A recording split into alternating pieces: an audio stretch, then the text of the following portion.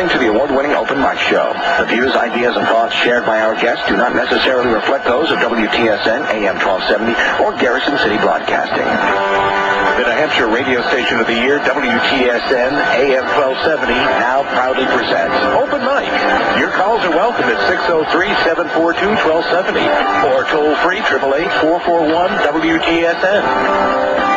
And now here he is, your host, Mike Pomp.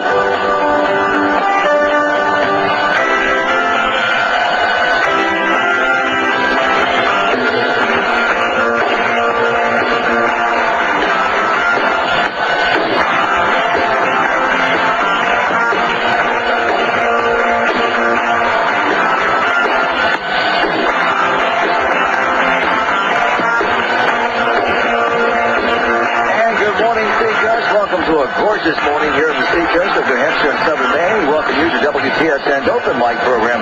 We do this every Monday through Friday around this time, and we take your phone calls and conversations as well at 742-1270 or 1-888-441-WTSN. That's 1-888-441-9876. And our email is available throughout the program as well to send us out a cyber note. If you can't get to a phone and call and talk about the issues, it's Mike, M-I-K-E, at WTSN, AM1270.com. That's Mike at WTSN, AM1270.com. Thanks for joining us. Gorgeous day. A lot different than it was yesterday. Yesterday, the real feel of summer. Today, it's nice and comfortable. Good activity day as well. Well, last week, New Hampshire Governor John Lynch has declared this week Chronic Disease Awareness Week in New Hampshire. We're going to find out what that's all about. The governor is asking all citizens of New Hampshire to sort of celebrate this week, observe this week by promoting healthy lifestyle changes and encouraging people to become educated on chronic disease prevention, awareness, and management. We're going to go inside the story and find out more about this. Denise Brewitt is with us. Denise is the Executive Director of the Council for Children and Adolescents with Chronic Health Conditions, and she joins us from Concord this morning. Denise, thank you for your time. Good morning. Good morning. Thank you for having us on. Well, I know there was a big ceremony last week, and we wanted to make sure that we covered this event because this is an important event. It's an observance, it's an awareness. It's all this week, Chronic Disease Awareness Week in New Hampshire, and I know it's very personal to you because of the condition that your son Ryan suffers from. Let's talk a little bit about what this week is all about and what the governor and your agency is talking about this week. Well, our goal is that this week brings about an awareness for all New Hampshire citizens about the important role that chronic disease has in many people, for many people here in New Hampshire, not only children but for adults. Our agency is one that focuses on children, but obviously there are many people within our state that contend with chronic health conditions, and it is on the rise, and we're here to bring awareness and figure out how we can start to work as a community and as a state to decrease these numbers and to help the people who are dealing with their conditions, deal with the obstacles or problems that they're having with insurance or whatever that we can do to provide, a better, healthier lifestyle for them. What did the governor say last week? Obviously, he's encouraging people to sort of talk about preventative actions and to be aware of the lifestyle changes. What did he focus on last week when he sort of made this announcement? Last week we had a large gathering of children, and so I think Governor Lynch was, as well as the other Senator Barnes, as well as Senator Maggie Hassan and Representative Harding. They were really addressing the children that were in the crowd about how what we need to do is to prevent chronic disease, to proper diet and nutrition and ways that we can help prevent a chronic disease from happening. We also spoke, Governor Lynch also spoke about children who already have a chronic disease, about how we can help them and make sure that they have access to the testing and the research and the services that they need.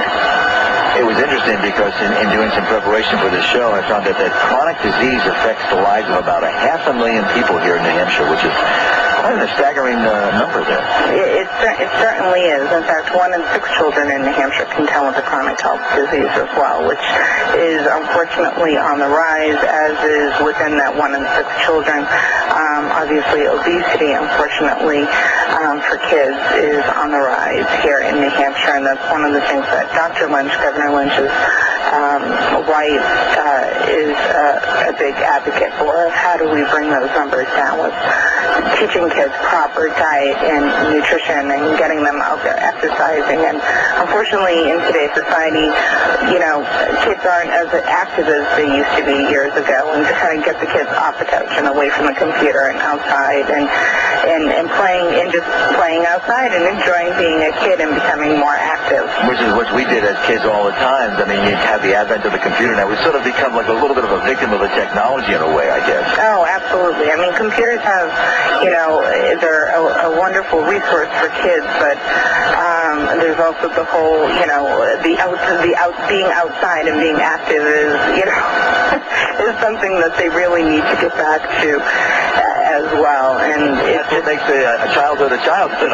Exactly. And just, when your kids get home from school, have them change if they're, you want them out of their school clothes and get them outside and, and get them to be active and really become active as a family. I mean, chronic diseases that many adults contend with can be avoided through proper, diet and nutrition or healthier lifestyles if they're smoking.